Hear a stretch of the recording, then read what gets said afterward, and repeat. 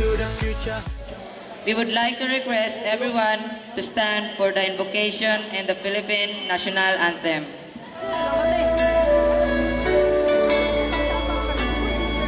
Saan kay buti ng ating Panginoon, magtatapat sa habang panahon.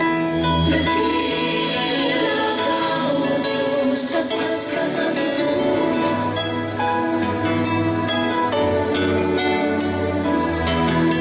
Kaya, O Diyos, ikaw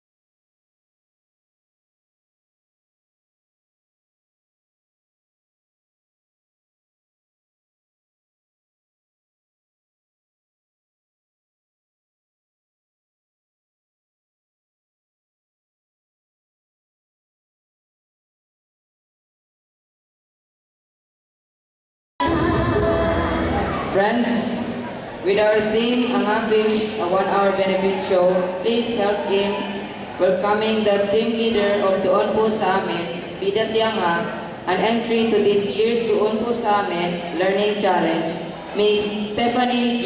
Leopoldo. Maayong hapon sa tanan, kami mapasalamaton sa inyong pagtambong ni usa ka oras nga benefit show alang sa pagpagserba sa isdanga. Ang salamat o ang Ginoo mag-uban kaninyo kanunay. Ladies and gentlemen, with us today is an environmentalist and advocate of saving Mother Nature. To give us his message, how about a warm of applause to the man behind ang Kinaiyahan program in the radio, Honorable Board Member Salty Damiran. Hello! Hi! Hip hip!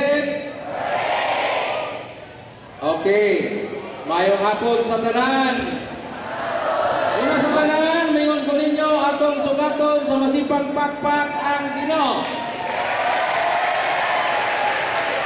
Kay siya may gahangad sa tanan. Congratulations sa very nice kay ninyo nga paglantaw sa Tomorquita City nga karon na discover nato ang pinga nato ang kinayaan labi na gayon ang ato ang panginabuhian.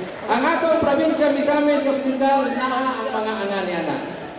O mao na mga kaigsunan, kay minus man ang anga magabalik sa bukid, gumikan pud sa dam, mipasapod og resolusyon. Kaming mga konsyal nga gamaan po na og ladder. Mao na mga kabataan, kamo, kita o kami magtinabangay kita. Gikan sa mga estudyante, mga kabataan, mga opisyal sa atong syudad, o kami po sa probinsya, willing me mo suporta sa ato ang launching sa atong SIP. Thank you, Board Member Laminar.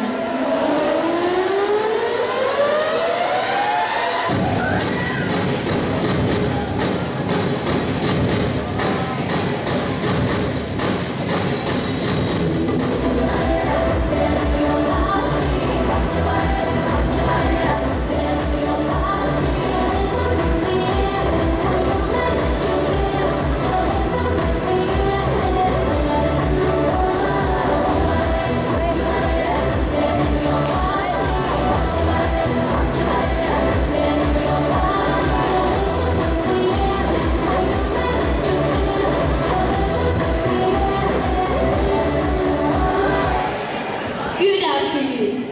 Our guest speaker graduated his Bachelor of Science in Fisheries, major in agriculture at the Iloilo State College of Fisheries, Baroda, Nueva. And now, currently supervising agriculturist, Division Chief of City Agriculture and Fishing Office. Let us all welcome Mr. Noel B. Viola. May hapon. God is good. All the time. Okay, no? Una sa tanan, mura o kaning ana nga isda. Murag nalimtan kanunay ni. Ako gid akong kalipay nga atong miaging mga bulan sa Setyembre. Yan ha sa among opisina ang tulo ka estudyante from Misamis Occidental National High School. Yeah. Nangutana about anga. So, ingon ako sila na actually wala kay comprehensive study about this kind of fish. Pero sa among pagduki-duki o sa akong kong naibawaan, kaning ato ang anga, lapunan o hipon o sara. Kani siya, pamilya ni siya sa gubi. Sa in English, gubi. Sa gubi day yan, ito, sa palandaan, sa distribution lang sa anga, makita na nato nga importante ni siya nga isay. No? Ato ginisang ampingan kay tungod kay diri na makita sa Misamis Occidental. Labi na jud kay kaning anga mahadlok ni siya sa pollution, sa mga polluted waters. Muna nga atong Layawan River mo man ay pila ka limpyo nga suba sa tibuok Pilipinas. Balik na to sa anga. Kanang atong anga natawag na sila nga Catadromous species.